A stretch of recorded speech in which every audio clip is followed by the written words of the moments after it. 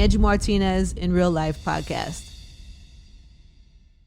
This episode and conversation is powered by Douce. Coi Leray said I was a baddie, guys. I want everybody to treat me as such, okay? Yes. One time for Coi Leray! Hi, boo! I'm so happy to be here. Like, you don't understand. Are you really? I'm so happy. Do you like interviews normally or not really? I don't do interviews. Why? Because over time it got like a little bit weird, I would say. I don't know. I don't like how like the headlines turn into like, it's always some headlines. So. No, I almost feel bad for artists sometimes because it's like you could be spilling your heart about your most vulnerable thing, and the way the system is set up, it's like, what's the headline? Right. What's going to get the clicks? But it's the engagement, and it makes it really hard for people to just connect with a person. Or just share yourself, share your stories. It's scary, so that's why I'm always super grateful when people show up the way they do. Listen, your show is amazing. You are an amazing woman. Thank you, baby. As soon as I walked in and I saw you, I'm so starstruck. I still can't Shut up. I'm telling you. Get out of here. And just like I told you before, on Instagram and everything, like she is beautiful, but listen, in person. She did say I was a baddie, guys. Oh my God. Nah, I'm just playing. As are you, by the way. Thank you so much. But I knew that already. Especially lately, you've been in this little fashion pocket of yours. Yeah. Bodying. I love the fashion. So good, though. Thank you. Okay, so let's get to your story. So you're a young girl, grew up in Jersey, right? Mostly Jersey? Yeah, I was born in Boston, Roxbury, Massachusetts, to be specific. But yeah, I was raised in Jersey. Raised in Jersey. Obviously with my father, I'm sure not everybody watching would know the history of your father or who he is or what he did. Yeah, I don't even know the history. A lot of history about my father. Yeah, welcome to the club. Yeah, but respectfully, my father is Benzino, and just it was at one point as a kid. I remember how old do you remember so much? Probably up to like. Shit, I have memories from probably like 4 or 5. 4 or 5, yeah. So same, like 4 or 5. That's before 5. I left Boston at that point. Moved to Jersey. I guess that's when my dad had the source. So my father was always on the road. Like he was a busy man. Just like. But you were together in the same house? Yeah, my mom and dad were together. Oh, got it. My mom and dad were together for like almost 10 years. Wow. Yeah, okay. Word. My dad took my mom and my 2 brothers in, and then they had me, and then Taj. And then they separated at like the age of 9. But my mom and dad were together since they was like teenagers, I would say. But yeah, so we just lived in this big house with me and my brothers. My mom was kind of just enjoying life, enjoying the money. She never had to work. And my father was out just working, doing the music He was stuff. doing music. He was owner of the Source, right? Yeah. Just for people who might not know. And doing well, right? Like financially well? I mean, for the most part, yeah. Like he had a magazine and I was so young, so there's so much like I don't know, but I do remember like a big house. I remember the big house. I remember the mics. There were like awards from the Source. Right. I remember like he had these. It was a silver one and a gold one. Right. Like I remember the mics, but me and my father never really had a relationship for real where he could sit down and kind of just tell me what was really going on. So I didn't really know what was going on, but. My mom and dad relationship wasn't the best. There was a lot of arguing all the time. I never saw my mother and father like kiss. You feel me? Like ever. I probably walked in on them like having sex one time, but like I've never seen them actually. That's like too much. One time is too much. Yeah, it was one time like too much, but like I never really seen them have like this. They weren't like intimate and loving. Intimate, no. Maybe over time, as I got older, it just started growing apart. But I do remember it was just a lot of tension between them. My father was an angry person. I can understand as me being in the industry now why it could make you angry. Back then, growing up, I didn't understand. I was a little mad and angry. But now I can understand. But yeah, so, they parted ways. My mom took me, my brothers, went to Jersey. My brother was playing basketball, but he wanted to go to school with Black kids. Like, he told my mom straight, like, we was in a white neighborhood, and he was like, I need to be be around some kids like me, Ma. Yeah. Like, this ain't... He didn't want to be a token. Nah, like, we ain't adjusted. He definitely wasn't adjusted, because my brother's from Boston. So you moved into a white neighborhood? Yeah, we moved to Upper Saddle River. We was right around the corner from Ja Rule. Yeah, they damn near took care of me too because I was always at their house. I didn't know that. Hell yeah, they did everything. That's a good family. Hell yeah, That's great a fun family. Brittany was my best friend, Jeff, Jordan. We damn near lived there. So yeah, so they separated. So what was how old were you when they separated? 9. 9. Yeah. Oh, so you really never saw Nah, I ain't seen that. Like I saw like a diamond chains. I remember my father smelling mad good. I remember my mother having like 3 bracelets. One was rose gold, silver, and gold, like bangles, but they was diamonds. I remember shit like that. I remember my father always, like I said, smelling good. He smelled like Sean John Cologne and Listerine.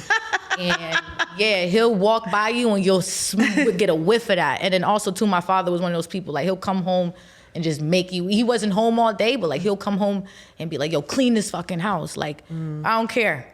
Like he'll wake you up at 3 a.m. in the middle of your sleep, like get to cleaning and or whatever. So it was things that I definitely respect that I learned from my father and my mom, but I didn't know the source and just that life. I didn't get to really experience it. My brothers did. Monty and Kwame did, and Ray Ray did, but not me and Taj. Taj was born when it was gone completely. You know, when it was gone, my mom separated. She took us to Hackensack. My dad went to Miami. Yeah. I don't know why. It was just like why he chose Miami. I don't know. It was random. But yeah, we went to Jersey and started a new life at that point.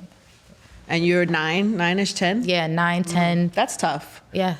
Because you're like, where's the, like, you know, at that age, you're trying to figure out, like, what a family looks like. What are your parents? You're trying to just figure out life still. You're not, you might have been smart, but you're still 9 or 10. You're still kind of like trying to take in the world. And so then Hackensack was good? Yeah, Hackensack was cool. I mean, when we moved, the money just disappeared. You know, my mom ain't never worked a job, so I felt like it was hard for her to adjust. You know, after her having that lifestyle for so long. How does that affect you when daddy leaves and you're 9? In retrospect, like now as an adult woman. Yeah, I mean, well, as a kid, it was like me and my father really didn't have that relationship because he was so busy. So them separating, I feel like didn't really affect me. Really? Nah, for real. I mean, of course, because again, I never saw them kiss and hug and stuff. So it's not like, and there was nobody ever married in my family. And besides Ja and Aisha, those are the only ones.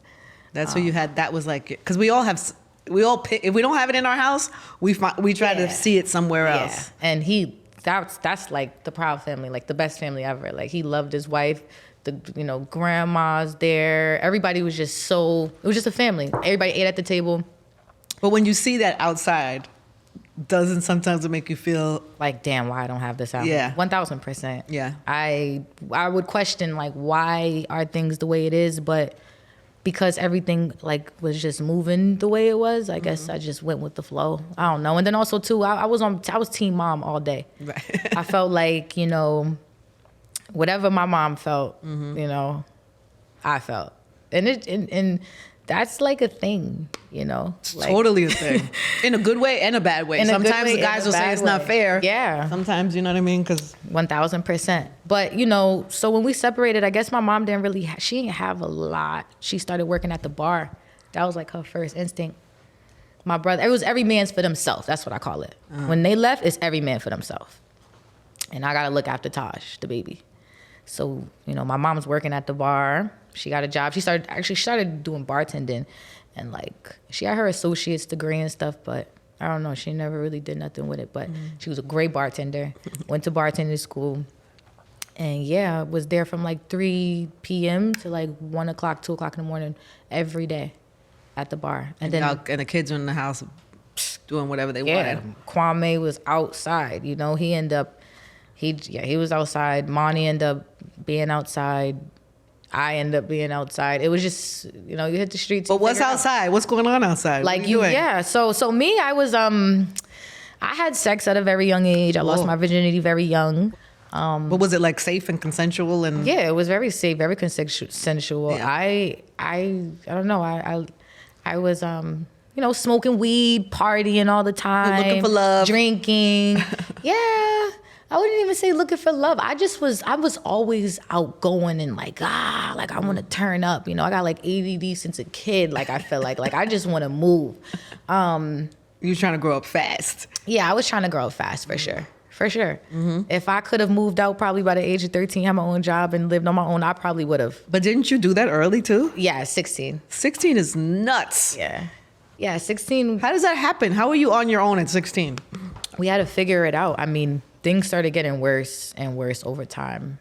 My father would start, like he would be sending money through Western Union. So when they separated, right, my father went to Miami, we're here.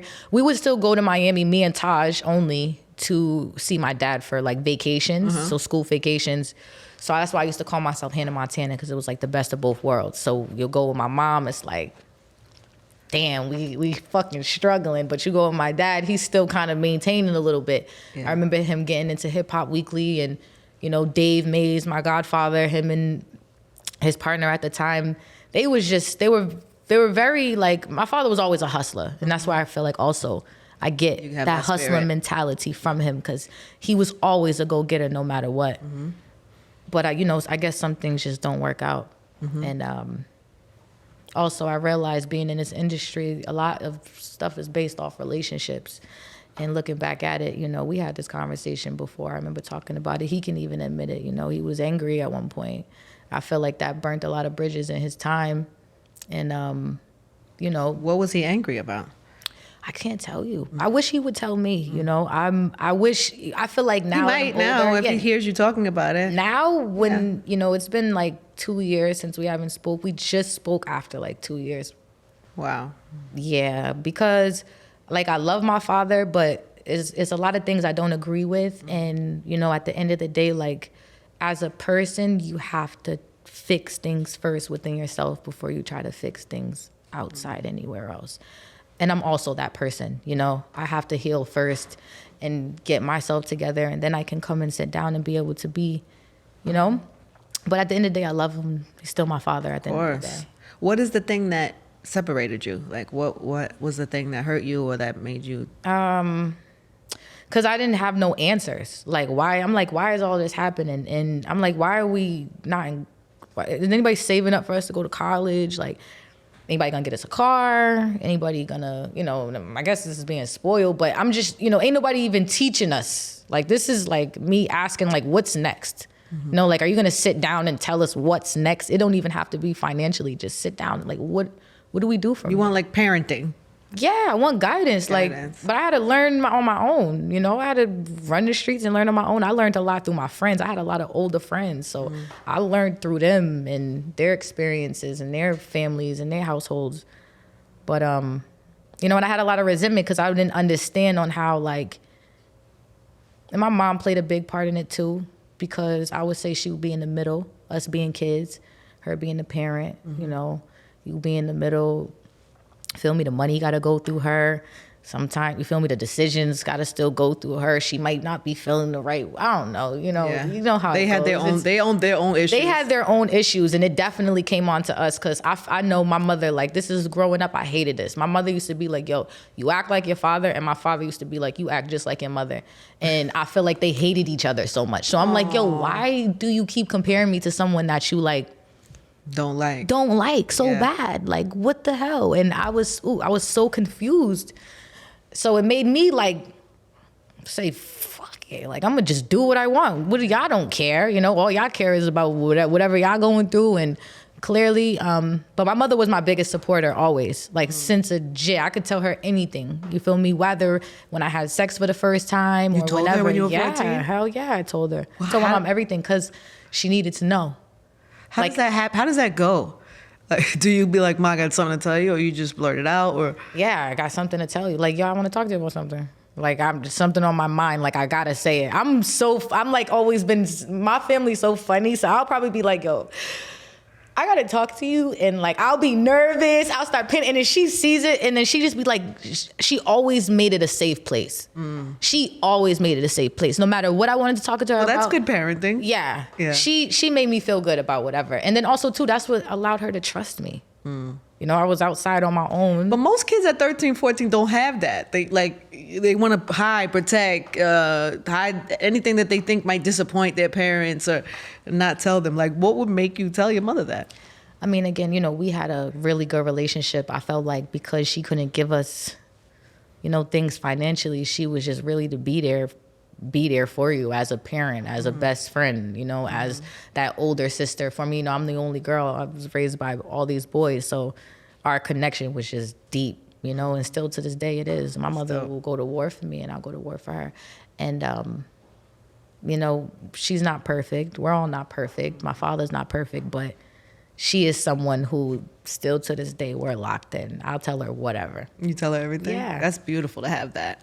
You know, we went through really rough times. Like, we hit rock bottom to the point where, like, I remember coming home from school and it's an eviction notice on our door. Oh, that's the worst. Yeah, it was real Did bad. they put the lock on it? You didn't Man, get the lock? the lock wasn't there. It was the notice on when you gotta leave by. Yeah, that's scary. Yeah, we didn't have. It was hard to eat. My mom was picking up nickels and dimes, and then you know I would see my father like online or whatever. You know, he was even when the Love and Hip Hop and all kind of shit was going. But at the same time, I'm like this. I'm like, yo, how you get to live this life and we over here struggling? But I'm looking at my mom like, why are you not going to college or something or trying to, you know what I mean? Like, I'm just mad at the world. Like, what the hell is going on? So I realized I really had to separate myself.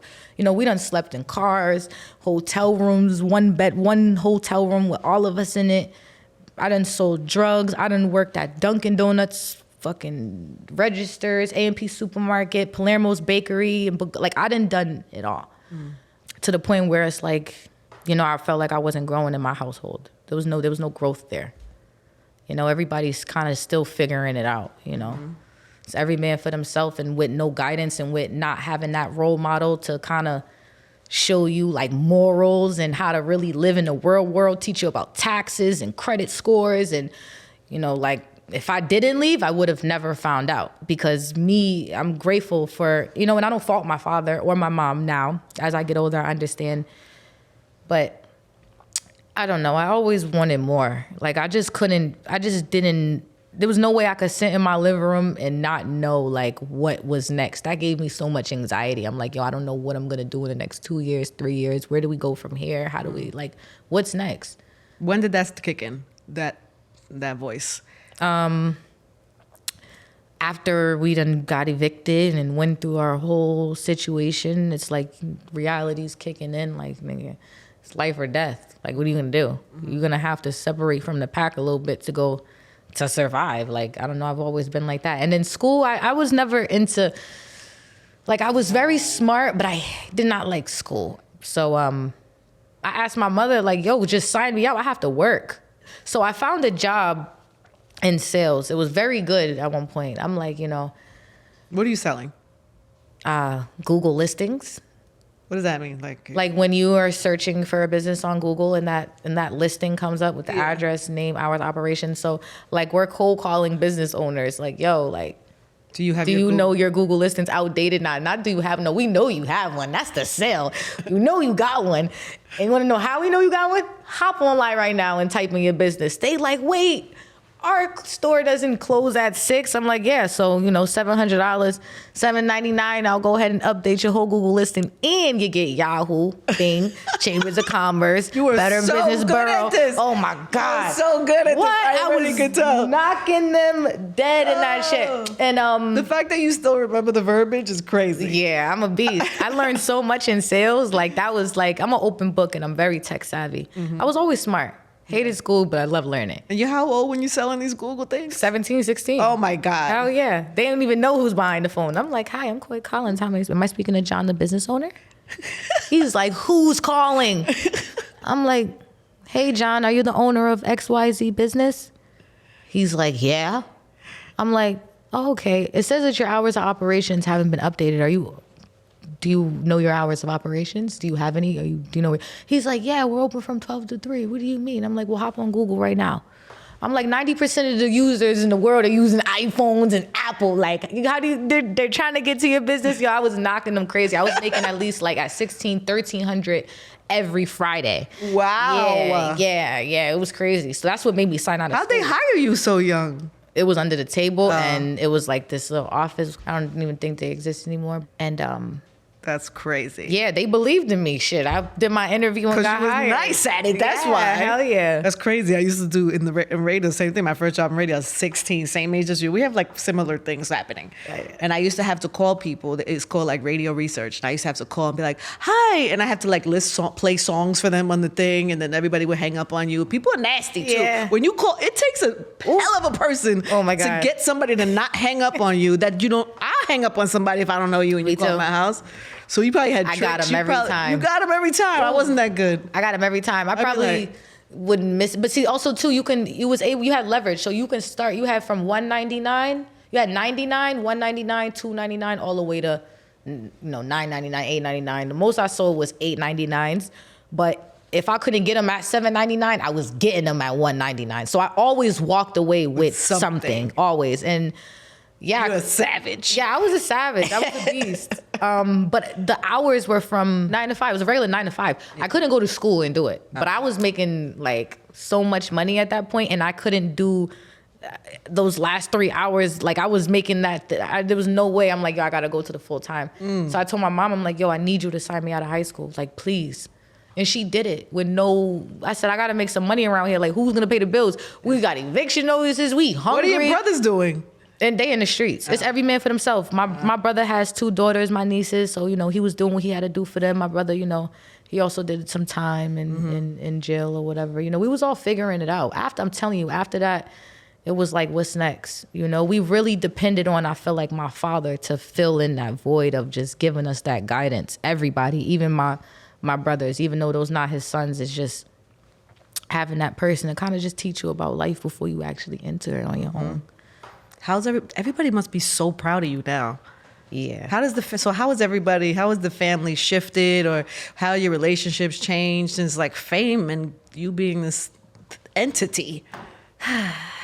It's like Good and bad? Yeah, it's good and bad. More money, more problems. I feel like, my family is very proud of me. My brother Monty is like one of my biggest supporters. My grandpa Tito.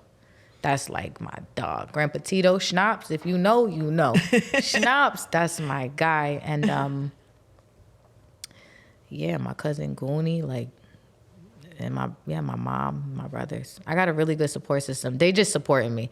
Also too, I'm not gonna lie, my mom told me the other day, it kind of made me feel a little weird. It was like, it's like, as I'm getting bigger, she's trying to adjust, and it's giving her a little bit of PTSD now with my father.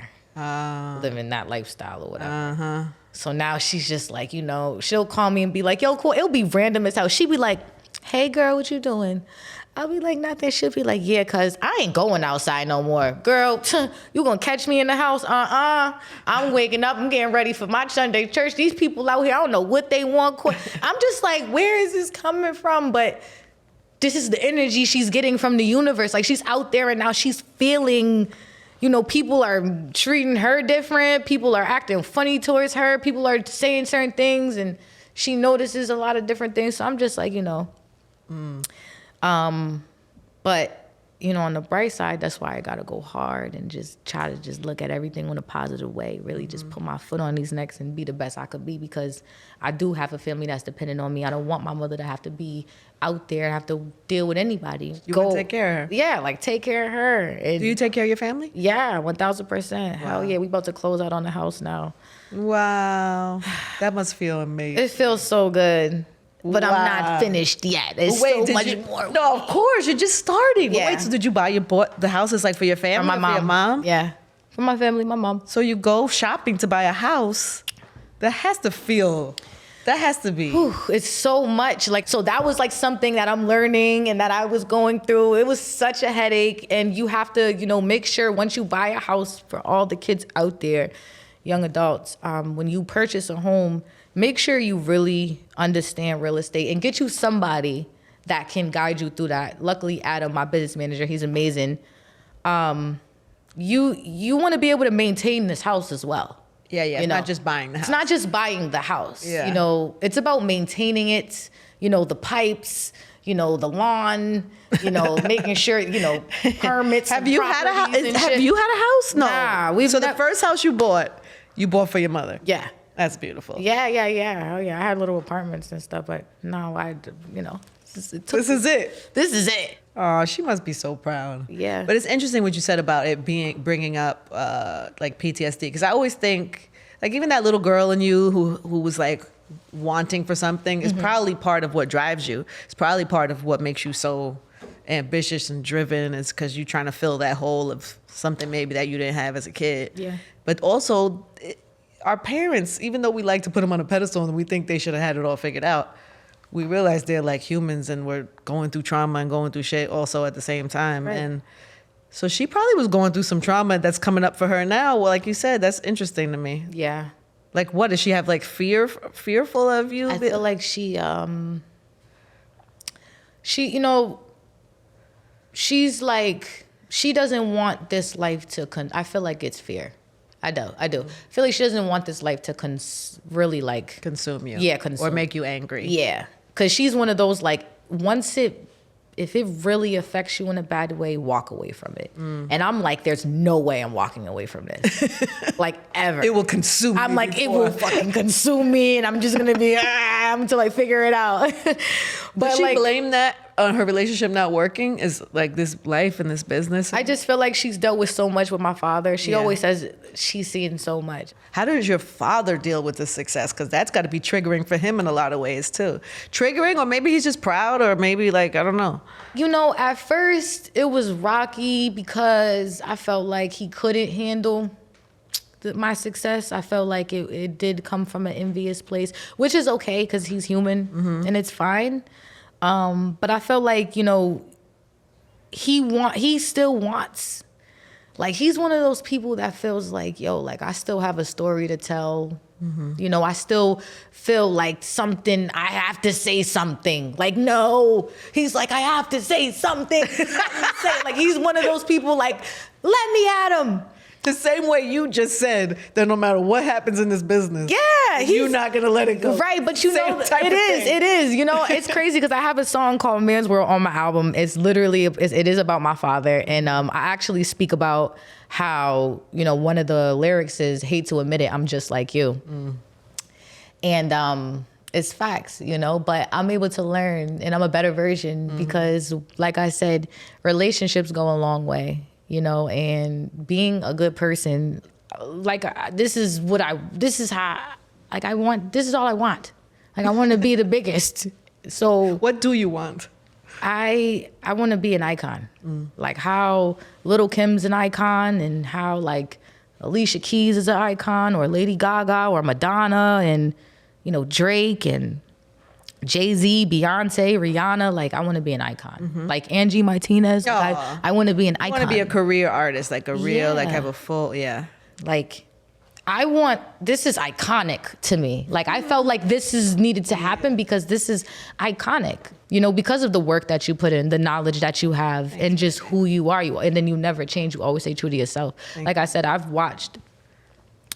And then also too, we're both from the East Coast, so like, you know, everybody, and I'm not even gonna lie, people in the industry, there's not one bad thing ever said. The only thing is like, Angie, don't play that shit. Is that what they say? Yeah, like, she just don't play. She just don't take no shit. But there's never nothing ever. Like, you know, people talk. But that's the only thing. It's like, Angie don't play. Like, she's one of them. Like, you feel me? You don't get on her. That's funny. Yeah, don't fuck with her. Is that true? Facts. She said facts. Yeah. I love that. Yeah. You know what it is? I'm like, that's why I say we have a lot of stuff in common too. Because I was super driven like you. Came from my mom, single mom, same shit. I have a big family like you, but same thing. I was driven. So got this opportunity. I found a career. And it's just like when you're like what you're talking about, when you have this like vision for yourself with all the noise and all the distractions and all the shit that you could, like I said, it could go either way. Same circumstances, another girl could lay down and not get up. And, you know, it's like, if you find something that's over there and you got that vision, at all times there's people trying to get you off track. And so it's important that you you standing firm in who you are, what you want, what you see. So that's probably why I get that reputation, is because I'm open, but I don't like. But you're not going to distract me from like, right. You're not going to distract me. And then there's a lot of distracting in this business going on. A lot of people, you know, with a song and a dance and a this and a that. And it's just kind of like. It's so crazy you say distraction, because I tell my team, like, and everybody, like, the best thing you can do is limit your distractions. Everything is a distraction to me. Everything is a distraction. You have, by the way, you have far more distractions than I had coming up. Yeah. I don't even know if I had social media on my come up, how I would have weathered those storms. Right. Because everything you do is open for discussion and debate and criticism at every single turn. Mm-hmm. At this point, they run my life. They my mama and dad. They done raised me. They done seen everything. Like, you would have thought freaking go to sleep with me every night. I'm like, what the fuck? How do you do that? So how are you managing that? You know, I'm 26 now. Mm-hmm. As I get older, I feel like I'm turning into a woman, and I'm just like, I don't have time. For your petty little comments. Yeah, because honestly, you know, it was like a hate train, after No More Parties during that time. It was like this big Coi hate train, and I feel like also, too, that kind of molded me and shaped me now, because it's like, ain't nothing I could do. Talk to me about that moment, though. What was happening, and how was it affecting you? You know, it was just like nothing I could do just could be right. But at the same time, everything was right. Everything looked so right and was so right, but no matter what, it just still wasn't enough, and it wasn't right. Wait, when did this happen? After No More Parties, everything. Why do you think, why? I feel like I have no clue. I still have to have a this day. clue. I really don't. I've never, I swear I don't. I can't even tell you why. If you go online and say, yo, why did people not like Coi or whatever? Even my XXL freestyle. Like, when I did my XXL freestyle, I got shitted on for that. And I was really being me. I didn't think there was nothing. Still to this day, I didn't think there was nothing wrong with it. But, you know, people felt how they felt. Yeah. And they like, yo, you're the worst. So what does that do to you, though? I've always been confident. Like, I always doesn't been. shake you? Nah, let me tell you, So always been. When they're like, she's trash, why is she here? What's listen, happening inside of you? I always been true to myself and confident. But until I got famous and the internet became, that's when I, like, for once questioned who the fuck I was and what I was doing. Like, are you really good enough? Do you really sound good? Are you too skinny? Like, is your teeth too big? You know, when I came in, I didn't have braces. I had an overbite. Then I got braces. You know, do you look like a dyke? Do you look like a boy? Ooh, I can't say dyke, sorry. I have all my friends are gay, and it's gay pride. Sorry, this is what we say. But that's what they said to you. Yeah, but that's what they tell me. They say, yo, you look like a stud. You look like a boy. You know, there's this like whole conspiracy theory on YouTube saying like, yo, Coi's a whole man. Like, aww. Yeah, I'm like, yo, what? Like, this pussy good. You fucking. I don't understand that. You're stupid. Yeah. But what's happening inside? Are you folding? Are you like? I went in a dark place, 1000%, because I was more. I don't know. I was more mad at the fact that like I had no control of the situation. Like, I didn't know what to do. I can't talk. I can't say what I want. If I get on and say what I want, then it's gonna be really bad. Yeah. And it has made it worse when I did speak up and try to speak up for myself or say how I felt. I don't know. I just felt like it was like me against the world, you know? And it was just me against the world. But you didn't quit. Never. I wanted to. You did? I wanted to. I was like, yo, fuck this music thing. Like, this thing doesn't even, I'm like, yo, this music industry, they don't even care about the music. Nigga, let me tell you something. Like, I put in so much work into this. Like, from my choreo to, you know, being in the studio 24/7, being the full creative director behind all my shit, sleepless nights. Like, I've accomplished so many things from I was favorite female artist 2 years ago. You know what I mean? People don't understand my career moves so fast. It's like they don't even get to appreciate those moments. And do you? I mean, listen, their energy was rubbing off on me. No, I wasn't able to appreciate it either.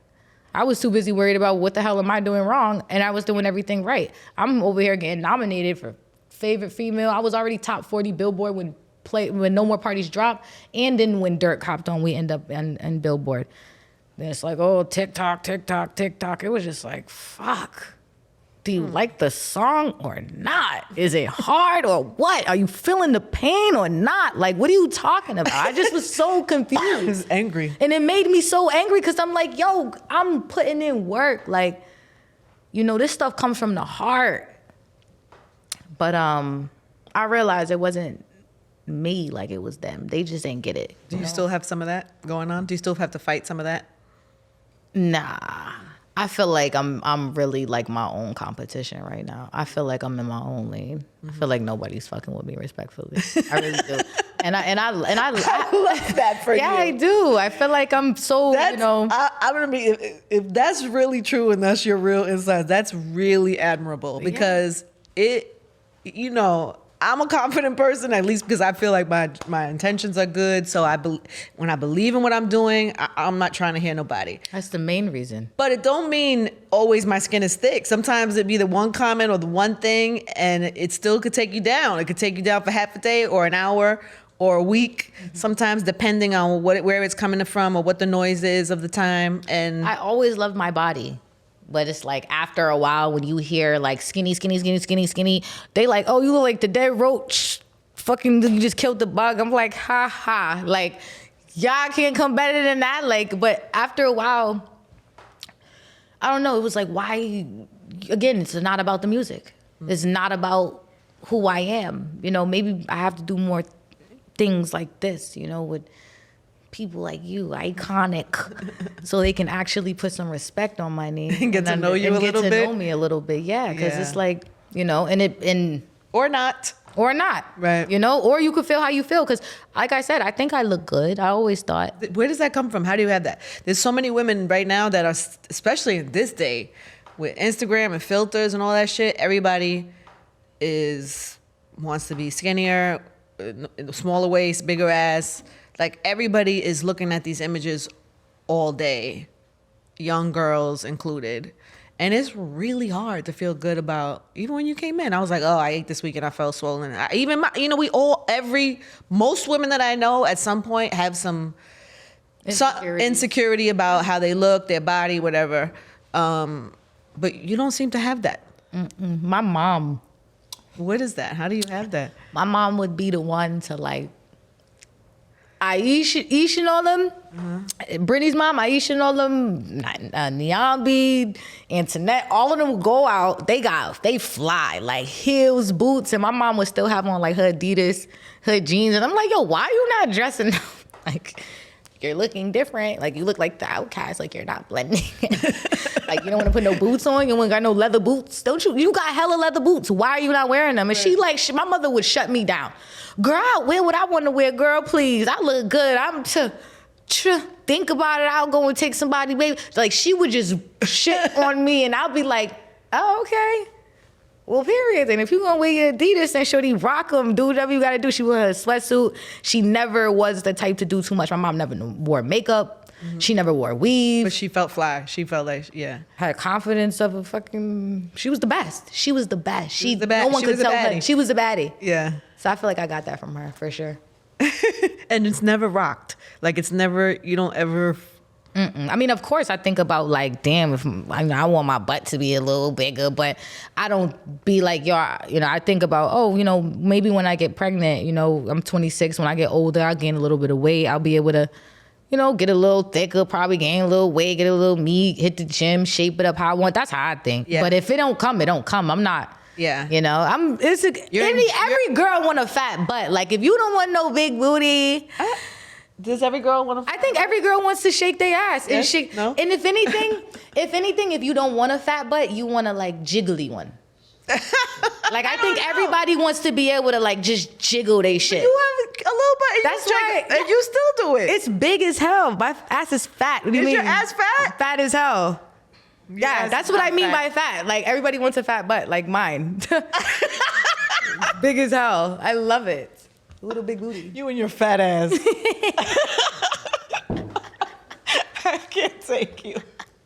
I love that. I think we could all take a page from that book to feel good in what, because you there's probably girls that didn't feel good about being smaller framed that now can talk that shit and feel fly, and some girls who are thicker would die to be small. It's just that the internet just gives everybody an opinion and everybody a chance to say the most negative, horrible things. I don't know what it is. I really don't. I don't know why bodies are just like a thing. It's like, I don't know if you notice, like we go through these little phases. It's like the last 2 years is about bodies. The next 2 years is going to be about something else. Mm-hmm. It's like, I don't know. Or has it always been a thing? No, it's always been a thing. Bodies has always been a thing. Especially women's bodies. Did always they ever objectified. compare so much like this from back, like? Yes, always. What do you mean, from women to women? Yeah. Of course, even before we were around. This is an ongoing thing. Whatever, back in the day, probably like Marilyn Monroe was like, her shape she was too shapely at the time. And then she came and broke that. Then everybody wanted to look like her and have that little hourglass. I think, yes, just different versions at different times. So, but... Yes. I feel like it's just because, like, do you feel like people, where do you think it comes from? I think people like to objectify women, mm-hmm. and it'd be like you're this sexual thing walking around, and so they should be able to look at your body, talk about your body, review your body, which we don't do that to men. Right. Right? Right. Do you do that to other women or no? No. I don't. I mean, we might talk a little kiki in the car with my friends. I ain't even gonna lie. We might talk a little shit in the car, but like, nah. Not do shit in the car. Yeah. Honestly, I've been going to church and I'm very in tune with God. And one thing my pastor did say was like, she was like, you need to get rid of them friends and that's gossiping. Stop gossiping. Like she's on there preaching, and I'm like, ooh. You took that? I looked at I'm like, we need to stop gossiping. I'm like, now we need to stop it. We need to not talk about nobody. Now from now on, everything that come out our mouth is positive. If you want to say something bad about her, say something good about her. And now and that's real shit, No, it's a real thing. It's a real thing. You know why? Because sometimes I check myself because I'm a little smart ass like you too. Sometimes I may want to make it and I'll literally write something. I think today it happened. I was writing something and I just deleted it. It's like, I don't want to put that energy. Mm-hmm. Like, it's just because it's energy. Yeah. You give that energy at some point in some way is going to come back to you. It comes back. It sure does. And so your pastor's probably right. You need to stop gossiping. Yeah, for sure. For sure. I need to stop talking shit. Yeah, I do. But honestly, it's something that, habits, it's a good habit. And I feel like self-awareness is key. For sure. So... Yes. I'm aware of it and I'm down and I'm shout out Pastor G, by the way. Like I'm grateful to have her. She's amazing. She's there every Sunday. Type in Pastor G. She's actually Pretty V's mom. You know Pretty V? Yeah. I didn't know that. Yeah.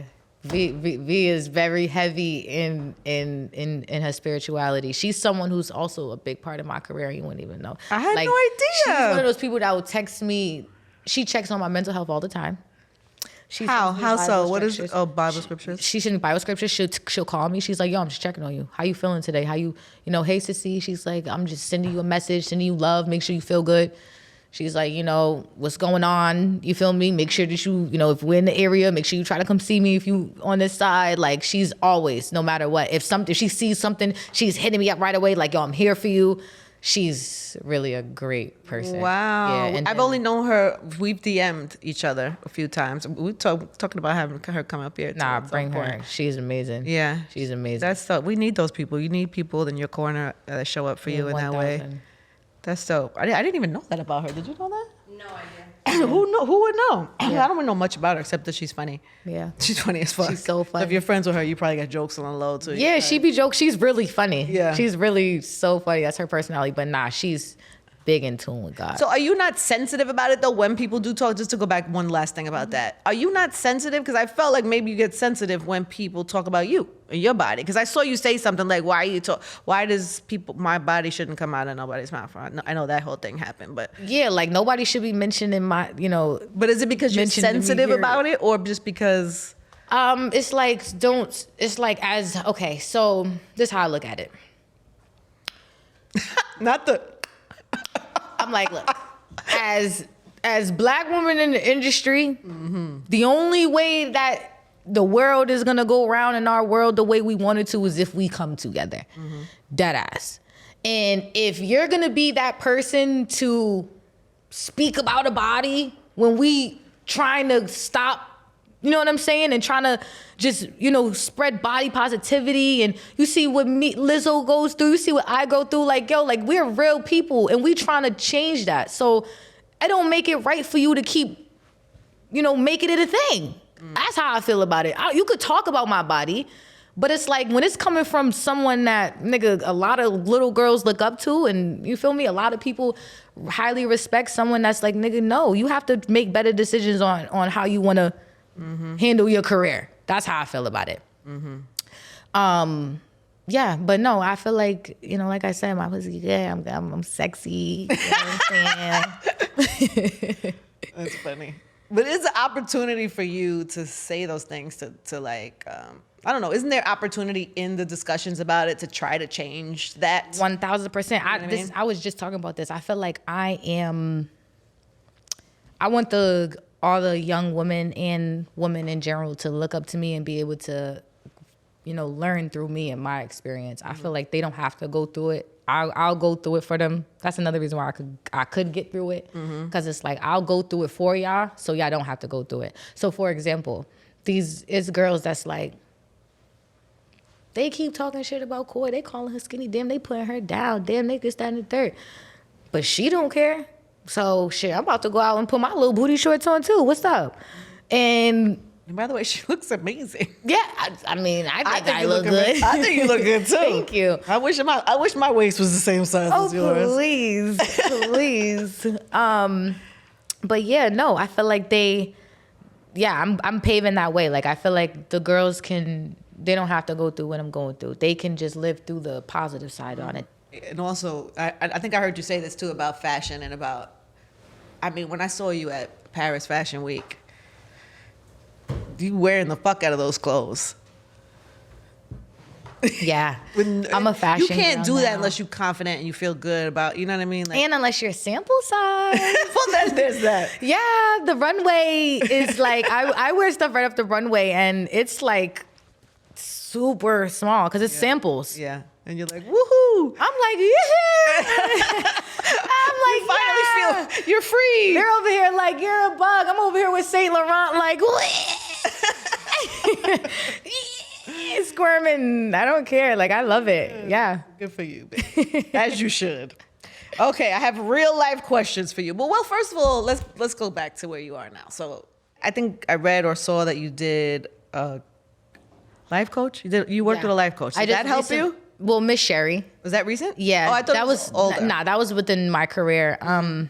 Yeah, she came in and so I was like in a dark place. Why? Cause Was this early career when it's like not going your way and all that, or?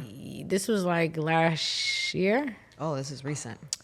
Yeah, because I ain't know what I don't know. It was, again, it was like the hate train, and I was just like confused on why, and what the hell. And it was distracting me from just being great and being creative as well.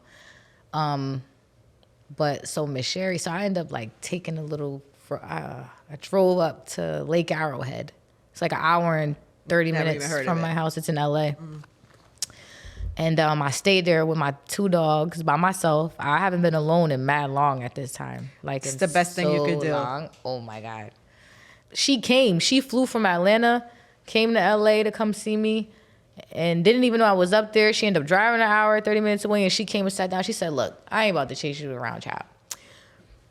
Excuse me. But she said, but I'm only going to stay for an hour. I'm going to let you know something because this is your time, and I like that you're here alone, so I want to give that to you.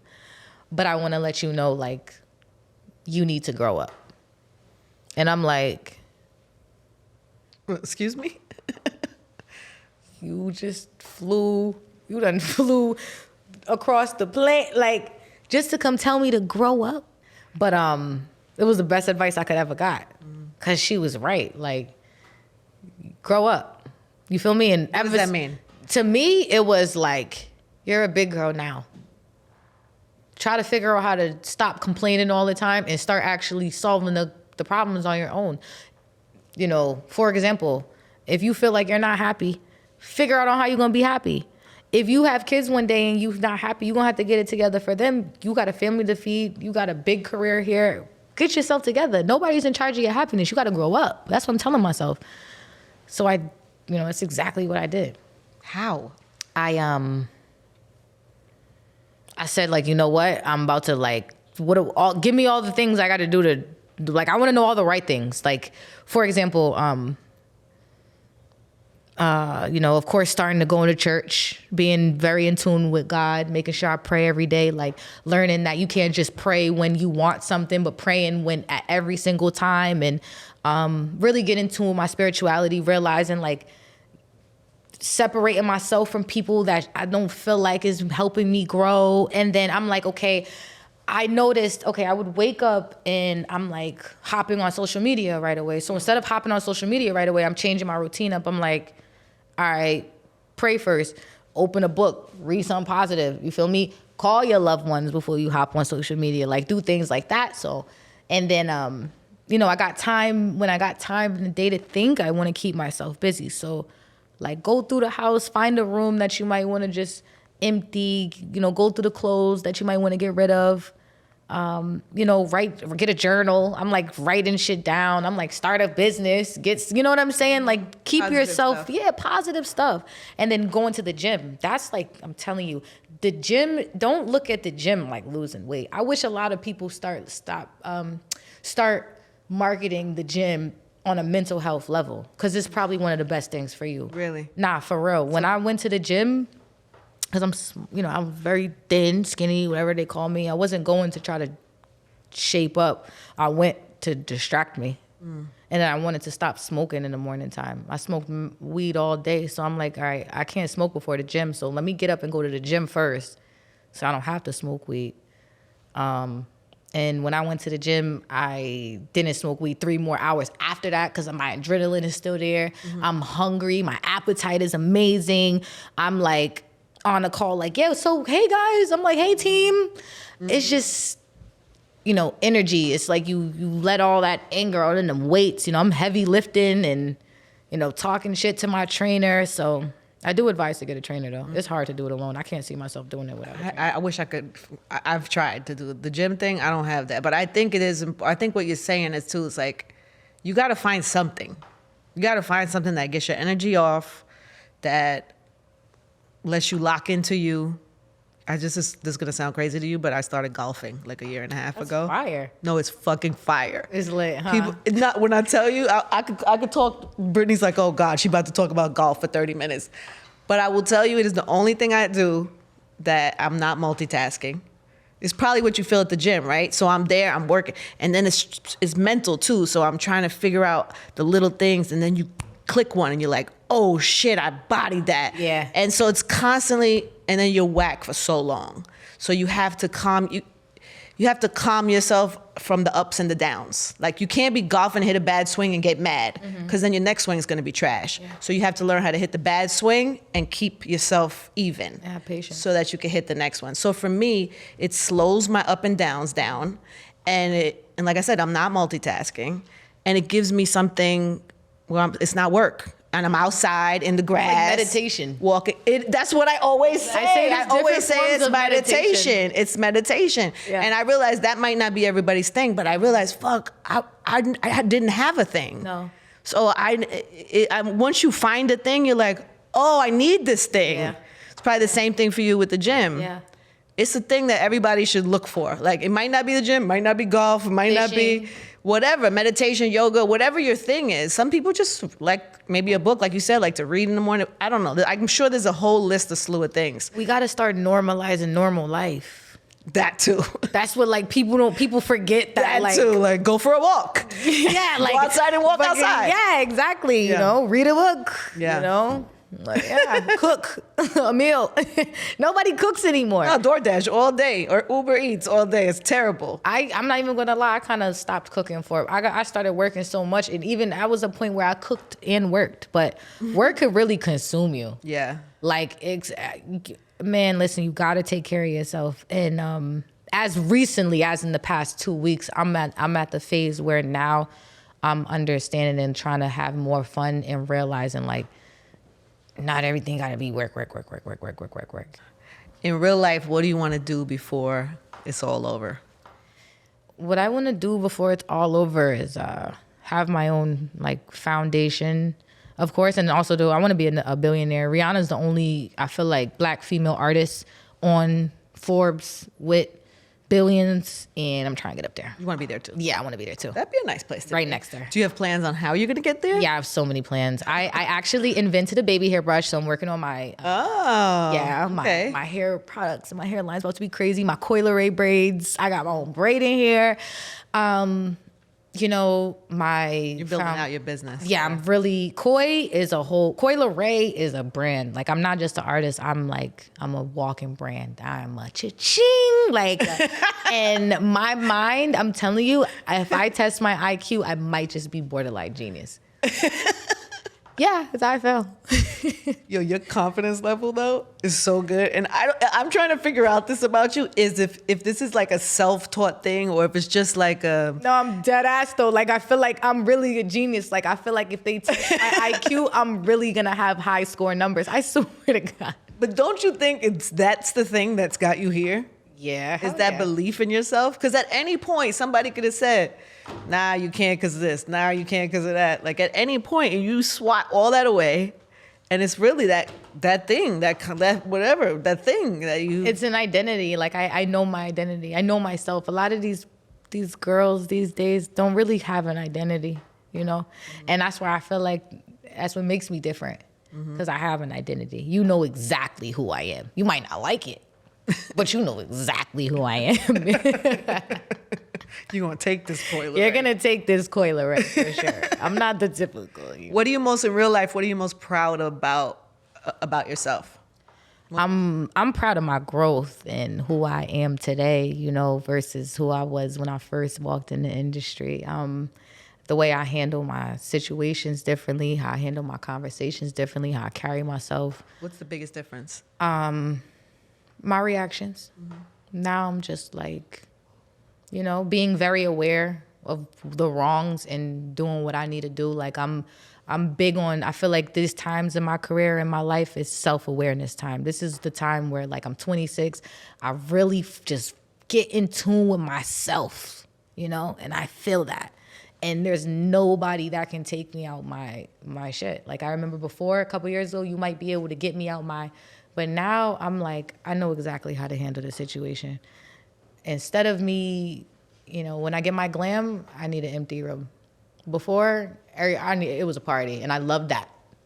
But I realized not everybody's a party. You're working, feel me? Set up a movie, open a book, let Nico do your glam, let you get your hair done, figure out what you need to do, and use that time to, think. Get off Instagram. Don't sit there on your phone on glam neither. I realize I'm spending too much social. So while I'm in glam, I'm like trying my best to just do something different. And that's what I love about myself more. I'm very self-aware. And that's like the biggest thing. You can't buy that. A lot of people don't know that they are like a bad person. You feel like you were a bad person at one point? Nah, I don't think I was a bad person, but I think I made, bad decisions. And it's human. But a lot of people don't be aware. It's okay to make mistakes. If you make mistakes, it's fine. But like, as long as you're aware of it, I swear you'll be able to like get through anything. Sure. Right. Yeah, for sure. What do you pray for? Last question. What do you pray for in real life? I pray for peace, love, and happiness. And I pray for patience. And I always say, God, just cover my mind. Like, just cover my mind. You feel me? Do me a favor and cover my mind before I walk in the interview, before I do a show. Because I'm always thinking. In real life, when are you your happiest? I'm my happiest when I'm not working. Your whole team just fainted. Ooh, I am my happiest when I'm not working because it's worry free. Like, if I'm going out and I'm just living my life and again, work is done, that's my happiest moments. I'm not on my phone. I'm not thinking about no social media. I'm not worried about nothing. I am literally living in that moment. And that's the hardest thing to do, is to learn how to just live in the moment. If you can master by living in the moment without thinking about this or that or that or that, I'm telling you, you will be the biggest. And that's something that I'm mastering right now, is just appreciating every moment and starting to live in every moment. You'll wake up and you could be here and you're like, yo, still thinking, but you could be like, yo, why didn't I have smoke before I come to my interviews and I don't have roll up? And now I'm thinking like, oh, No. How about it's okay to be sober? Live in the moment. You're here. You're with Angie Martinez. Like, who cares about weed? Put the fucking blunt down. Enjoy the moment. And you feel me? As soon as I walk in, guess great energy, great vibes. Everybody's welcoming. We take a shot together. You're like, yo, I want to talk. Like, and that's right there is what's like, okay, if I just relax and enjoy the moment, I'll be able to be way more free-minded.